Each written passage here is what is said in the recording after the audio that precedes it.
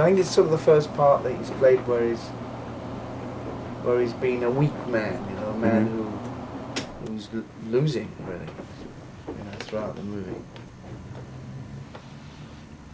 The whole. I really like it up here. It's great. Terrific, isn't it? So you do lots from here, do you? Lots from. Yeah, we've done I guess almost 100 directors over the last 5 years. What's this on? 3/4 is it on? Yeah. Yeah. And then we'll edit it with clips. Oh, I see. We'll Yeah. break it all apart with clips from. What? Tell me what this is for, or might be for. Well, actually, two things. One is a Manhattan cable TV show called the directorsSeries. Oh yeah. And we're on six days a week. Really? And in all different time slots, so we reach a really good audience. Plus, we syndicate to film schools throughout the United States. And I'm also doing a book that's coming out in the spring, a collection of my interviews with directors over the last 10 years.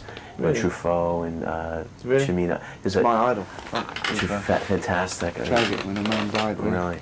And what I'll do is I'll type up the transcript and send you a copy. And if you consent to be included in the book, that'd be great. Oh, are you kidding? I love it. Yeah, it'd be fabulous. But at any rate, the film we're rolling.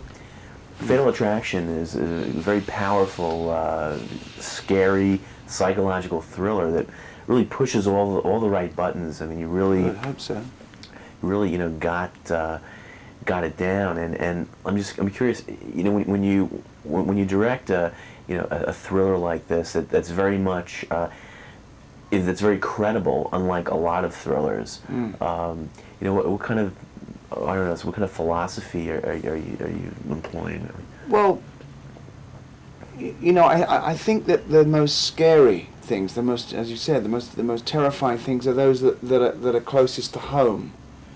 And I certainly have known more than one woman more than one person actually who bears a resemblance to Glenn Close's character.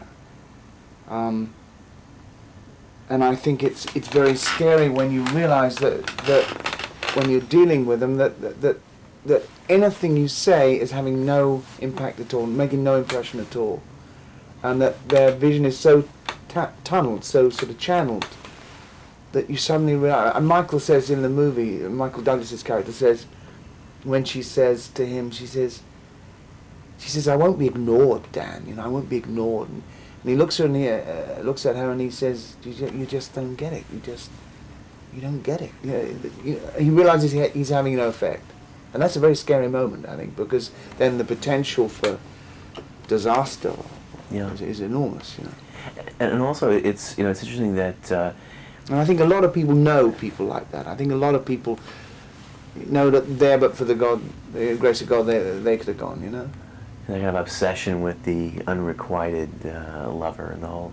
But it's interesting the way that here we have Michael Douglas cheating on his wife. Yes. And yet, you still, I think the audience still feels sympathy for his character after he.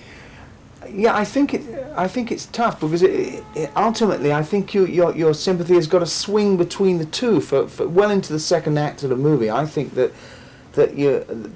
you understand what she's talking about. I mean, this man screwed her not once but twice during the course of a weekend, and it would be all too easy, all too simple to sort of wash your hands of it and go back to your wife and your kid and pretend it never happened. But the truth is, it did happen, and we're human beings, and to a varying degree, there's an emotional involvement in when you make love to somebody, and I sort of felt very sympathetic with her point of view for a long while, and less sympathetic with his, truthfully. And then I think the balance changes, and as she sort of, plunges deeper and deeper into a psychosis, if you like, then patently you have to start sympathising with him and the family.